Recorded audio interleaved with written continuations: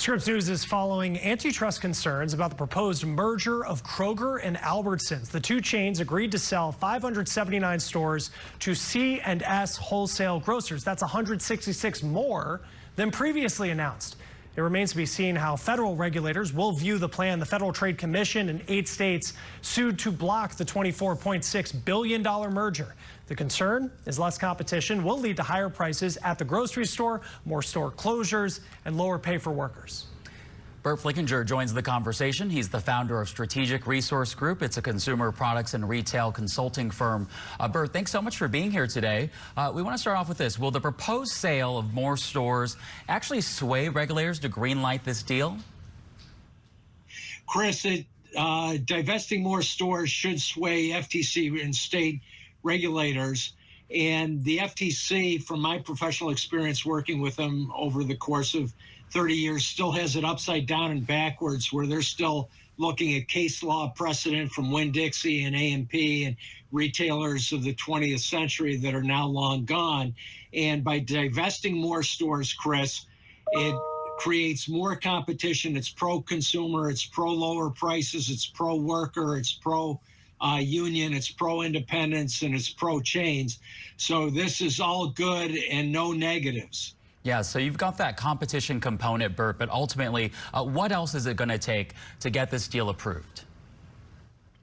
Chris, an important question, and what it should do is we should look at Ithaca, New York, Cornell University, where I teach, where the FTC was overly officious in 2010, ordered too many divestitures.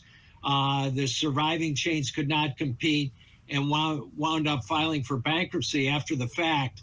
So what the divestiture should allow is C&S, which supplies 7,500 stores, including an annual renewing contract with Target. C&S is great with independents, great with chains, great with Target, great with the close to 600 divested stores that you referenced, Chris.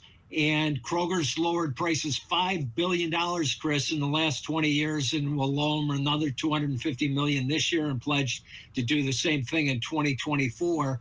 So pro-consumer, pro-competition. And, Chris, most importantly, public safety. Near your Scripps studios in Atlanta, Walmart's following our recommendation, putting a police substation in their downtown Atlanta store. But I did cover stories for Time and cover stories for Bloomberg Business Week that Walmart tends to look at public safety for workers and shoppers as an expense to be managed and just call 911, where the Kroger company and Target looks as public safety and security for workers and shoppers as an investment. So best place to work, best place to shop, best place for family safety, best for competition across the whole 360-degree universe. And the divestiture just makes it that much better balanced at the state level, at the county level, and obviously at the national level. Hey, Burt, should we be concerned about food deserts, though, if some of these sales happen? Chris, you should be concerned about food deserts, but not with the Kroger company, not with Albertsons.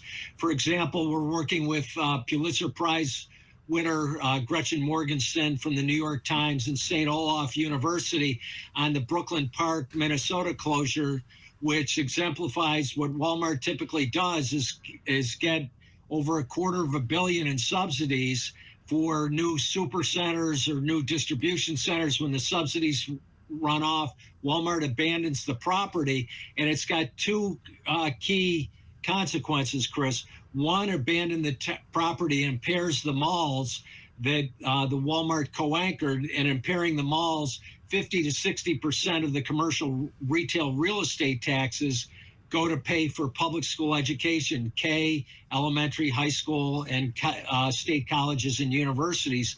And the second is, why subsidize the wealthiest family in the world that Gretchen reported makes $100 million today, the Walton family of Walmart, and $100 million tomorrow? And Scripps listeners will see Walmart family owners make $100 million a day, every year.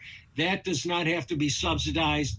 Walmart does not need to create food deserts like Brooklyn Park, Minnesota, like the south side of Chicago, like the west side of Chicago, like Detroit, as they have across the country, where Chris, Kroger and Albertsons have lived up to their commitment to the inner city. In fact, Jim Donald, the co-chair of Albertsons, he and I worked on the Abyssinian Baptist co-equity partnership with Reverend Calvin Butts III in East Harlem, where the profits from Pathmark 609 went to fund education, healthcare, job creation, and lower prices, and do what Kroger does so well, which is support local entrepreneurs, vendors, restaurants, to go from a small neighborhood business to local, regional, national. Okay. All right, Burt Flickinger, we got to end the conversation right there, but we appreciate you being here. Burt Flickinger, founder of Strategic Resource Group.